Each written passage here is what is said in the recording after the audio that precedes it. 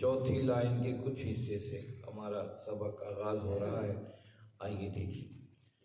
اعوذ باللہ من الشیطان الرجیم.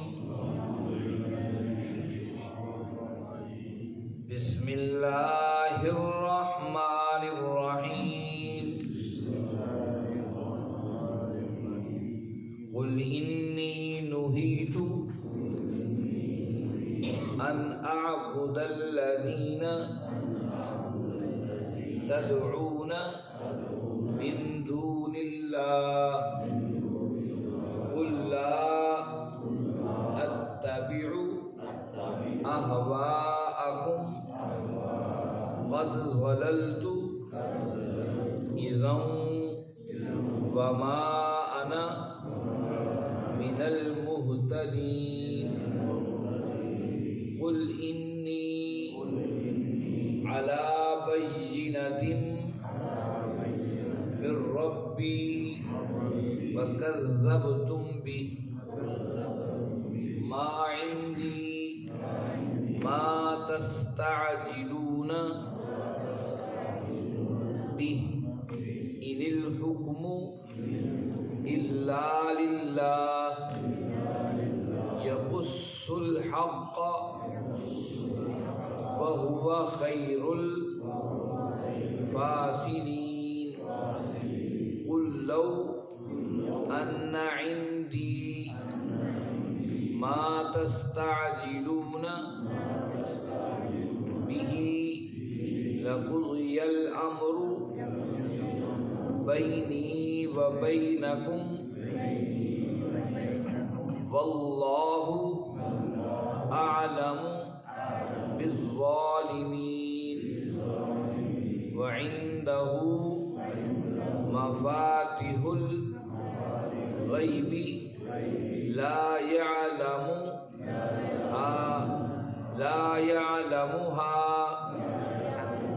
الا هو ويعلم ما في البر والبحر وما تسقط من ورقة إلا يعلمها ولا حبة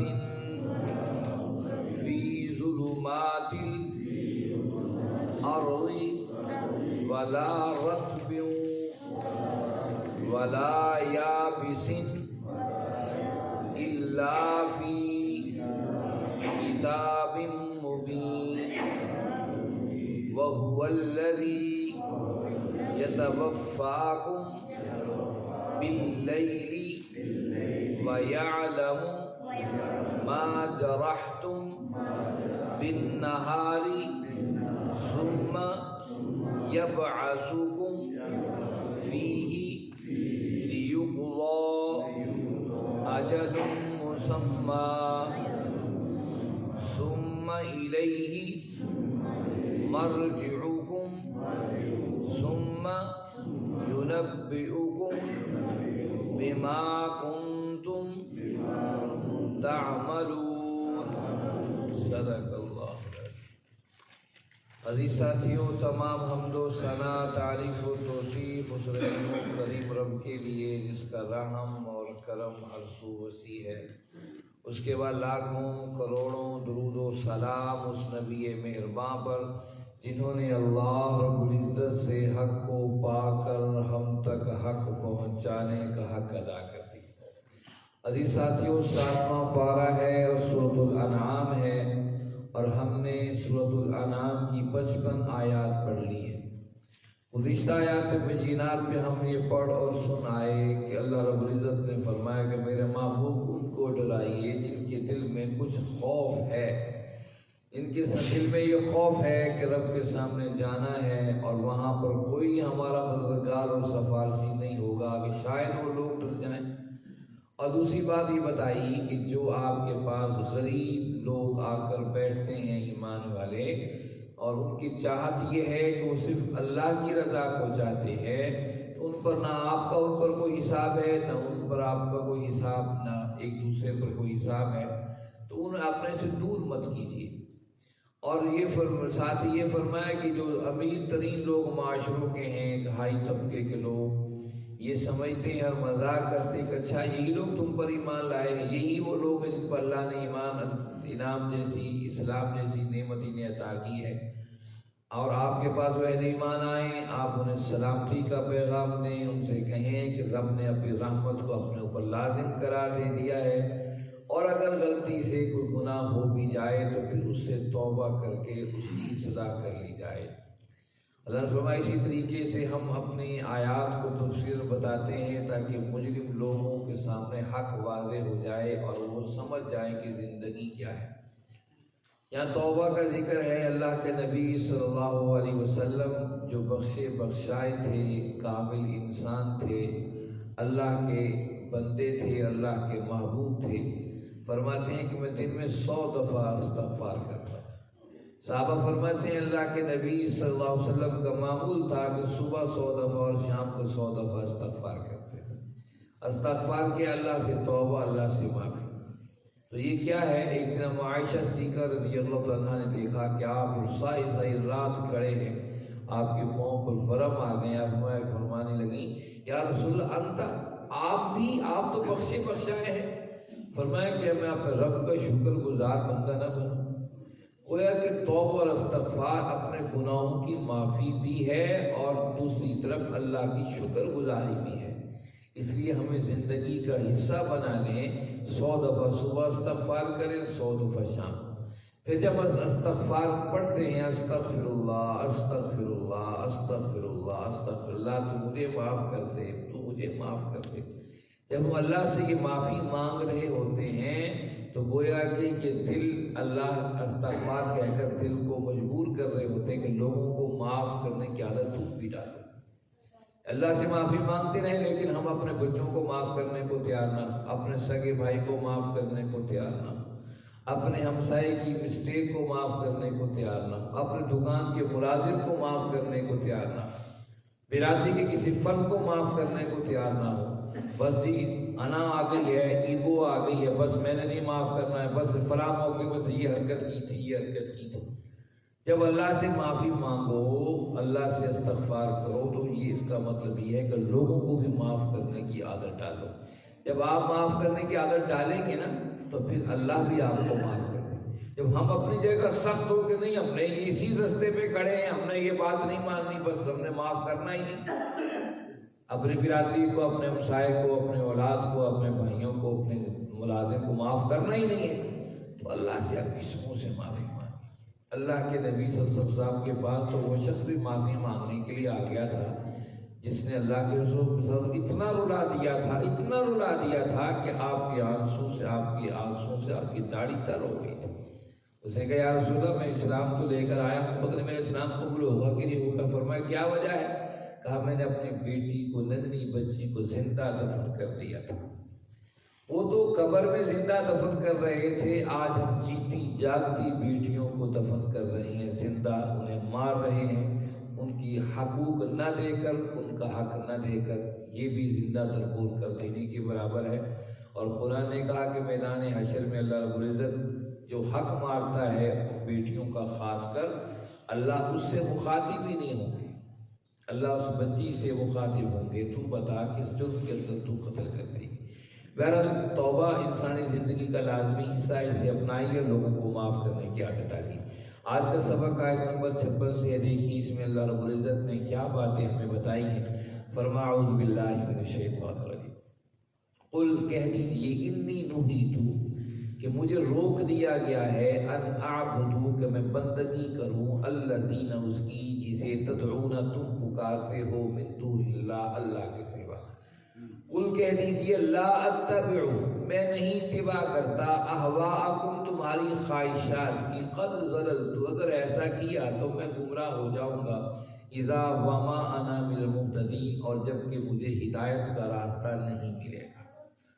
یہ آیت بڑی اہمیت کی حامل ہے، ہم پیچھے پڑھ چکے ہیں آیات کے اندر، غالباً آیت نمبر 14 میں ہم نے پڑھا ہے کہ اللہ رب العزت نے فرمایا کہ میرے محبوب آپ بتائیے کہ میں پہلا مسلم ہوں، پہلا اسلام قبول کرنے والا ہوں، گویا کہ جب بندہ مسلمان ہو جاتا ہے تو اس کی ساری زندگی اللہ اور اس کے رسول کے احکامات پر گزرتی ہے اور وہ ہر اس چیز کا انکار کر دیتا ہے۔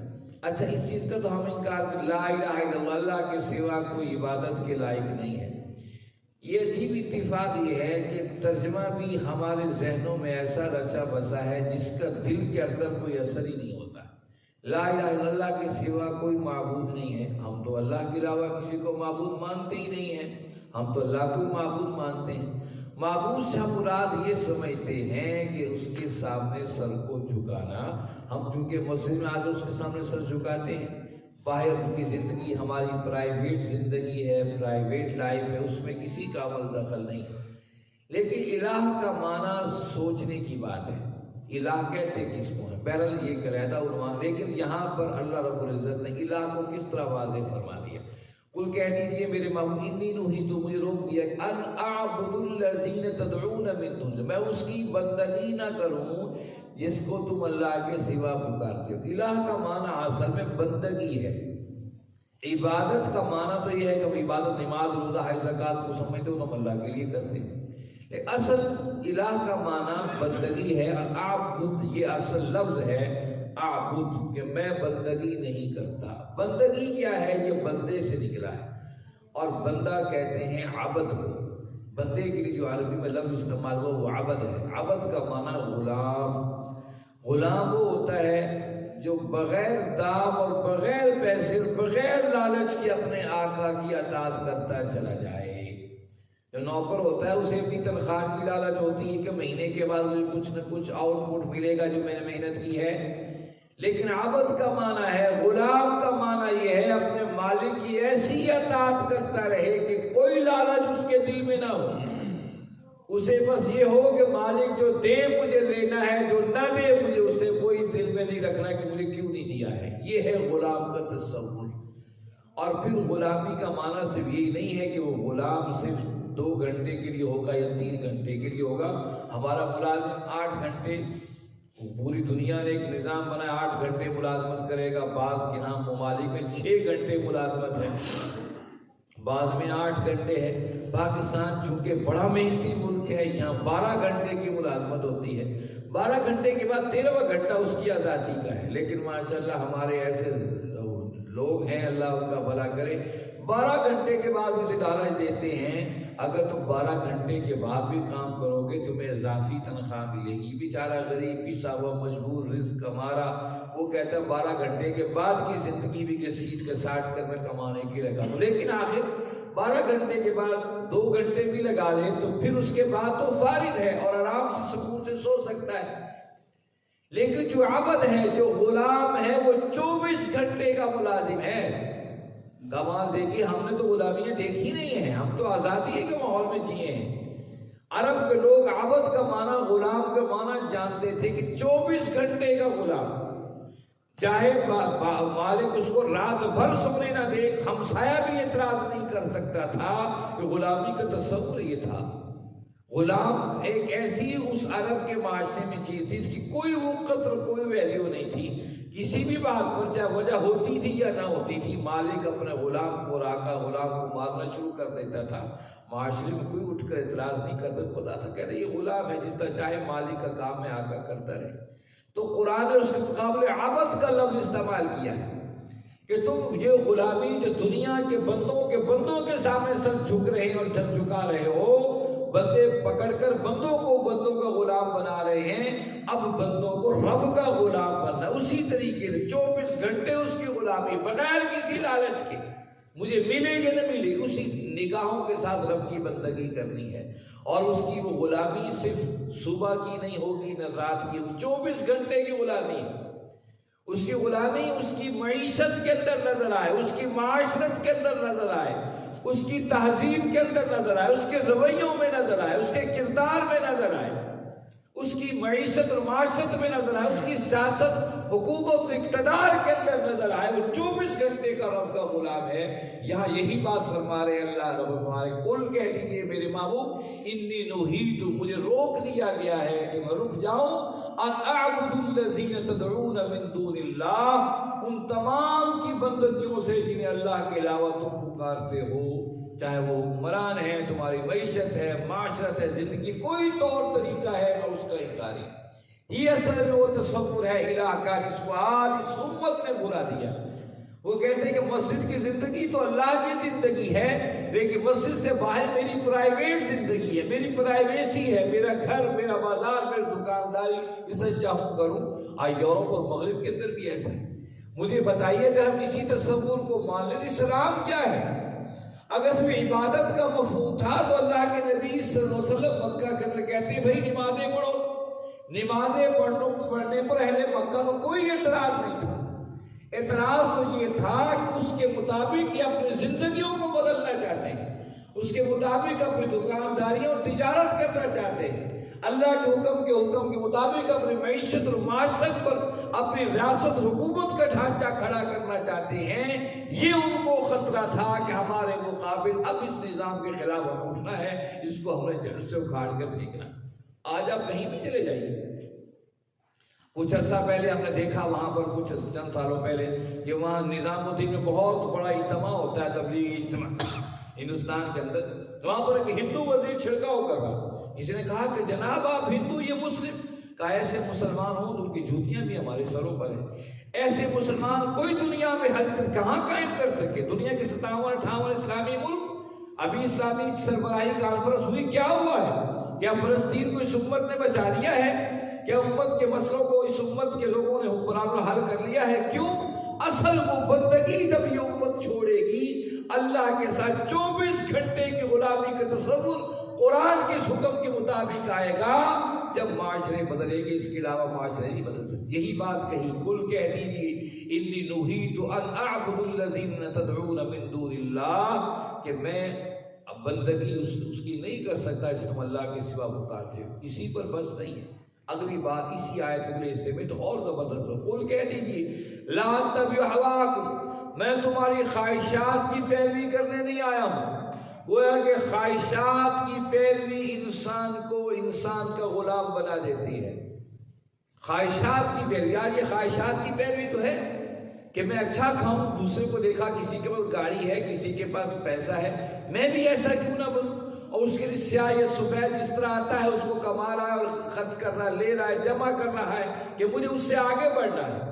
یہ ہے وہ خواہشات، انسان کی خواہشات۔ قرآن نے کہا الہاکم التکاثر حتی زرتم المقابر، یہ جو خواہشات کی دوڑ ہے، میں اس سے بڑھ جاؤں، میں اس سے بڑھ جاؤں، یہ تو قبر کی مٹی جا کر اس کو بھرے۔ کتنے لوگ ہیں بڑی بڑی کمپنیوں کے، بڑے بڑے دنیا کے اندر طاقت و قوت کے مالک کہاں گئے؟ آہستہ آہستہ دنیا سے جا رہے ہیں، اور پھر تابو اگر غیر مسلم ہے تو ہندو اسے جلا کے رکھ کے امیر خاک کر دیں گے۔ وہ سارا جو ایک کانٹے کو چبھنے کو برداشت نہیں کرتا تھا، اسے اگر عیسائی ہیں، یہودی ہیں، تو تابوت میں بند کر کے اسے زمین میں دفنا دیں گے۔ اگر مسلمان ہیں تو 2 کپڑوں میں لپیٹ کر اسے قبر کے اندر اتار دیجیے۔ کہاں گئی اس کی سلطنت حکومتیں؟ کہا قل میرے محبوب کہتی لا اتبع ہواکم، میں تمہاری خواہشات کی پیروی نہیں کر سکتا۔ خواہشات کی پیروی انسان کو انسان کا غلام بنا دیتی ہے۔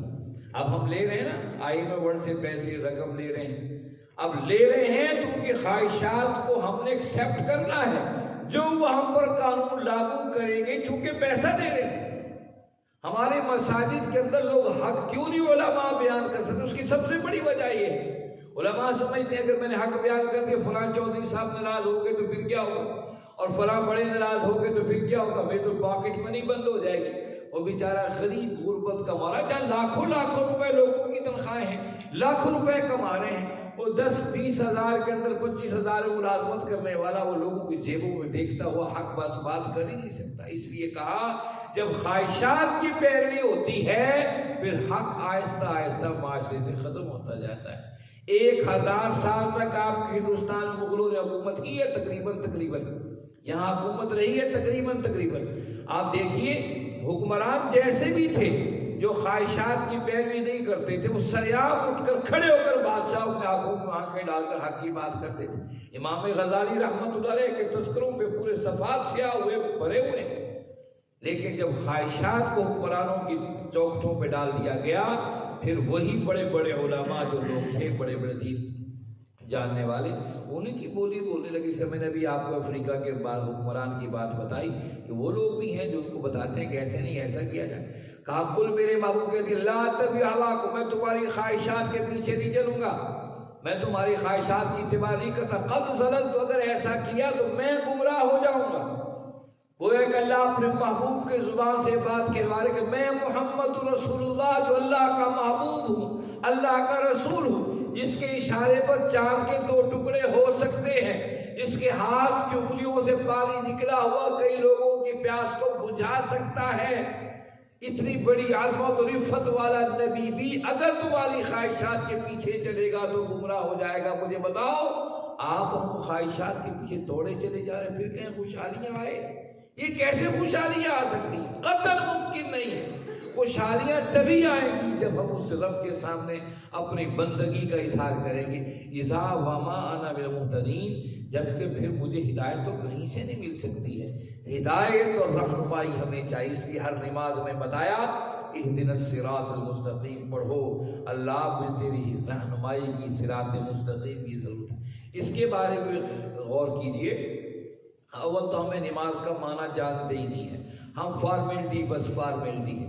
دیکھیے، آپ نے حکمران بادشاہ کے سامنے اپنی درخواست پیش کرنی، آپ کو پتہ ہی نہیں آپ کیا پیش کر رہے ہو، تو اس بادشاہ کے سامنے آپ کی بادشاہ کیا سنے گا اور بادشاہ کو آپ کیا سنائیں گے؟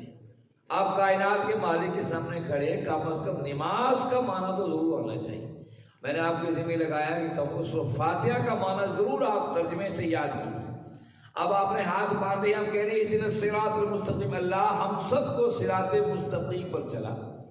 کیا صراط مستقیم یہی ہے کہ ہم نماز کے لیے اور روزے کے لیے دعا مانگنے کا اللہ ہم تجھ سے صراط مستقیم مانگتے ہیں؟ آج دن کی ہمیں ساری 5 نمازیں بھی نصیب فرما دے، رمضان کا ماہ رمضان آئے گا اس کے روزے بھی نصیب فرما دے، اور ہمیں حج بیت اللہ بھی نصیب فرما دے۔ کیا اہدنا الصراط مستقیم کا معنی صرف یہی ہے؟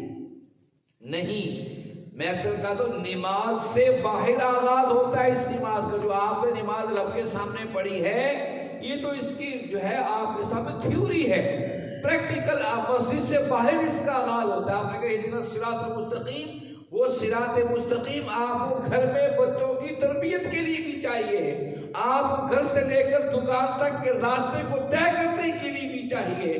آپ دکان اور تجارت میں بیٹھے ہو، اس پہ بیٹھ کر آپ کما رہے ہو، وہاں پر آپ کو ہدایت اور رہنمائی چاہیے۔ آپ معاشرے کے کوئی فرد ہو، کسی جگہ پر کھڑے ہو، فوجی ہو، سپاہی ہو، کسی تعلق کسی جگہ پر کھڑے ہو، ملازمت ہو، ہر جگہ آپ کو رہنمائی چاہیے ہے۔ گویا کہ ہم نماز میں اپنی پوری عملی زندگی کی رہنمائی رب سے طلب کرتے ہیں، اہدنا الصراط المستقیم۔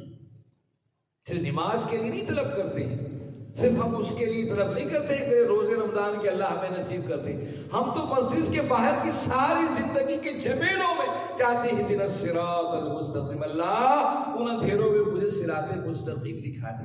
اور یہاں کہا کہ اگر خواہشات کی پیروی کروں گا، وہ مہتد، وہ ہدایت جس کے لیے میں تجھ سے رب سے ہدایت طلب کر رہا ہوں، وہ پھر مجھے نہیں ملے گی۔ ہمیں کیسے مل سکتی ہے میرے بھائیوں؟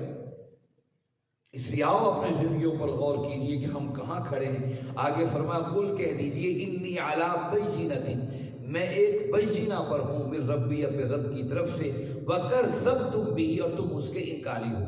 ما عندی ما تستعجلون، جو نہیں ہے میرے پاس، ما عندی نہیں میرے، ما تستعجلون اس کی تم جلدی کر رہے ہو، بھی اس حوالے سے، ان الحکم الا للہ، بے شک حکم اور فیصلہ تو اللہ ہی کا ہے، یقص الحق، اللہ حق کو بیان کر رہا ہے واضح اور صاف، وہو خیر الفاصلین، اور بہترین فیصلے کرنے والا ہے۔ قل انی علی بینۃ، کہا کہ میں تو بینہ پر ہوں۔ بینہ کیا ہے؟ بینہ میں واضح دلیل ہے۔ لوگوں نے کہا کہ محمد صلی اللہ علیہ وسلم ہم کیسے مانیں کہ آپ اللہ کے رسول، ہم پیچھے پڑ چکے ہیں آیات میں۔ اللہ تعالیٰ نے فرمایا کہ میرا اللہ گواہ ہے۔ کہا اچھا اللہ گواہ، اللہ کو تو ہم نے دیکھا ہی نہیں ہے، ہم کیسے اللہ کی گواہی کو تسلیم کر لیں؟ تو کہا یہ قرآن گواہ ہے، یہ قرآن اللہ کا گواہ ہے۔ قرآن گواہ کیسے ہے کہ اس کے مقابل لا کے دکھاؤ، اگر تم اس کے سامنے عاجز آ جاؤ تو سمجھ لو کہ اللہ کا پیغام ہے، وہ سچی گواہی دے رہا ہے۔ قل انی علی بینۃ، اس بینہ قرآن کو بینہ کہا، میں تو بینہ پر ہوں، واضح دلیل کے ساتھ موجود ہوں اپنے رب کی، وہ اللہ کا قرآن ہے، اس کے مقابل لے آؤ، ایک آیت لے آؤ، ایک سورت بنا کے لے آؤ، کچھ لے آؤ۔ اور یہ چیلنج آج تک دنیا انسانیت کے سامنے موجود ہے، اور 1400 سال سے اوپر عرصہ ہو گیا، کسی شخص کی ضرورت نہیں ہوئی، نہ اس قدیم زمانے میں جب فصاحت و بلاغت ان کے گھر کی چوکھٹ کی لونڈی تھی، اور نہ اس جدید دور کے اندر جب دنیا سائنس کے تنابیں آسمانوں سے بھی آگے کھینچنے کی تیاری کر رہا ہے۔ کہا قل انی علی بینۃ من ربی، میں اپنے رب کی طرف سے بینہ پر ہوں، قرآن میرے سامنے ہے، وکذبتم بہ، تم اس کے انکاری ہو اس قرآن کی۔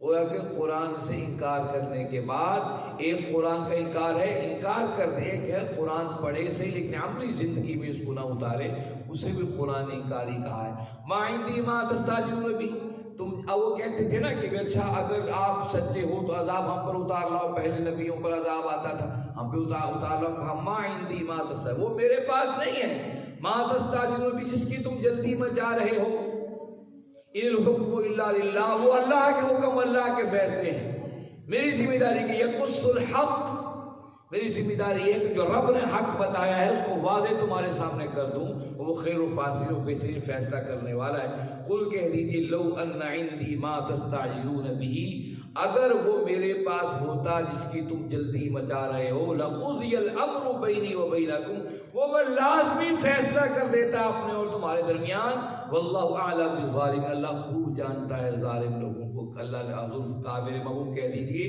کہ اگر میرے اختیار میں ہوتا تو میں 13 سال تمہارے سامنے اللہ کا پیغام پہنچا رہا ہوں، تم نے زنیرہ کی آنکھیں نکال دی ہیں، بلال کی حالت یہ کر دی ہے، تو مار مار کے تم نے عمار اور یاسر کے ساتھ کیا کر دیا ہے، مکہ کے پیچھے لوگوں کے ساتھ کیا، میرے اختیار میں ہوتا میں فوراً تم پر عذاب کو مسلط کر دیتا اور فیصلہ ہو جاتا آج، لیکن میرے اختیار میں نہیں، میرے اختیار میں یہ اللہ کا پیغام تم تک پہنچا دو، یہ ذمہ داری میری ہے۔ واللہ اعلم بالظالم، اللہ خوب جانتا ہے ظالم کون ہے، میں نے کب کس پر عذاب کو کس وقت اتارنا ہے۔ اسی آیت نمبر 58 تک آج کا ہم درس کر رکھتے ہیں مکمل، کل انشاءاللہ ہم اس سے آگے دیکھیں گے اللہ رب العزت کی آیات میں کیا حکمتیں چھپی ہیں۔ میرے بھائیو، یہ اللہ کا قرآن ہے، اللہ کی کتاب ہے، آئیے اپنی زندگی کو اس کے ساتھ جوڑیے، اپنے گھر کو اس کے ساتھ جوڑیے، اپنے معاملات کو اس کے ساتھ جوڑیے۔ یہ زندہ کتاب لوگوں کو زندہ کرنے کے لیے آئی ہے۔ آج ہم مردہ ہو چکے ہیں، مردہ ہیں تو آج دنیا کفر ہم سے ڈر نہیں رہا ہے، جب یہ زندہ ہوں گے ایک شیر کی گرج سے دنیا کفر کانپے گی۔ میرے بھائیوں، اس لیے آؤ اپنی زندگی کو بدلیے۔ ایک بات کہہ کر بات ختم کروں، ٹیپو سلطان جو میسور کا حکمران تھا، اس کا اتنا خوف اور لوگوں پر حاوی تھا، اتنا خوف حاوی تھا، اس سے اس طرح ڈرتے تھے ٹیپو، ساری غداریاں کر کے آ کر سارے وسائل استعمال کر کے ٹیپو سلطان کو شہید کر دیا۔ اب ٹیپو سلطان وہ اس نے کہا تھا شیر کی ایک دن کی زندگی گیدڑ کی 100 سالہ زندگی سے بہتر ہے، یہ ان کو مقولہ آج بھی کتابوں کے اندر درج ہے اور موجود ہے۔ ٹیپو سلطان کو میدان جنگ میں شہید کر دیا ہے۔ شہادت کے بعد بھی اگر کھڑے رہے کہ اس کے قریب نہیں جائیں کہ پھر اٹھ کے تلوار میرا مار ڈالے، اتنا خوف رہا ان کی شہادت، کافی دیر تک بیٹھے رہے، دیکھتے رہے یہ اٹھتا ہے کہ نہیں اٹھتا۔ ایک رات دن گزر جانے کے بعد پھر ٹیپو سلطان کو جا کر کے انہوں نے ہدایت دلایا، کہا یہ شہید ہو گیا، آپ اس کو لے لیں۔ اس حد تک خوف جب زندہ ہوتا، ایک فرق بھی ہوتا ہے اس کا خوف اللہ دشمنوں کے دلوں میں ڈال دیتا۔ آج ہمارا خوف کیوں نہیں ہے؟ ہم نے قرآن کو پس پوچھ ڈال دی۔ آؤ اس قرآن سے جڑ جائیں، اس قرآن سے جڑ جائیں۔ یہ قرآن کلاس کا مقصد بھی یہ ہے، دوست احباب کو لے کر آئیے، لوگوں کو لے کر آئیے، ایک لفظ ایک بات اگر کسی کی زندگی بدل دے گا تو آپ کا حصہ اس میں مل جائے گا۔ وآخر دعوانا الحمدللہ رب العالمین، والصلاۃ والسلام علیہ